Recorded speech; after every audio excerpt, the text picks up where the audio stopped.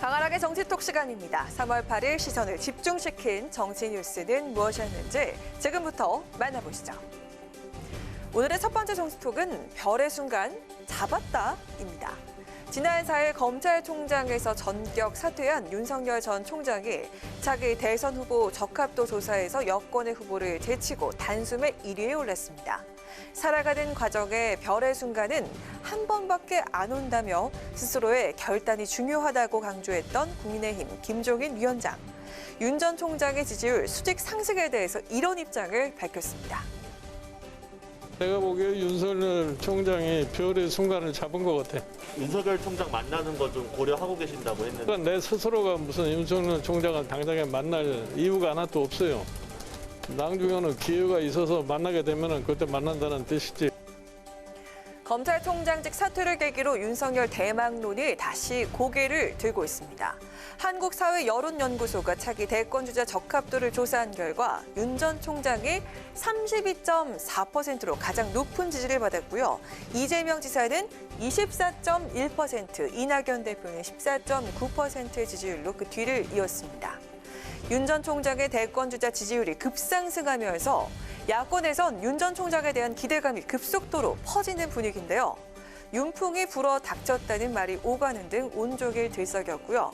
정권 교체에 대한 국민들의 기대감이 모인 결과라는 평가를 내놨습니다. 반면에 민주당에선 윤 전 총장의 지지율 급등에 대해서 일시적인 현상이라면서 평가절하했습니다. 검찰개혁에 저항을 하는 것 말고는 자체 동력을 가진 사람이 아니기 때문에 오래가진 못할 것이라며 반기문 어게인이 될 것이라고 강조를 했습니다. 윤 전 총장의 향후 행보에 정치권이 요동칠 것으로 전망되고 있는데요. 윤 전 총장의 지지율 급등으로 시작된 윤풍, 대선 판도를 뒤흔들 태풍으로 커질까요? 아님 미풍에 그칠까요? 이어서 오늘의 두 번째 정치톡은요. 단일화 해볼만 하답니다. 4.7 서울시장 보궐선거에서 야권 단일화가 최대 변수로 꼽히고 있는 가운데 두 주인공이죠. 오세훈 후보와 안철수 후보가 어젯밤 처음으로 만나서 맥주 회동을 가졌습니다.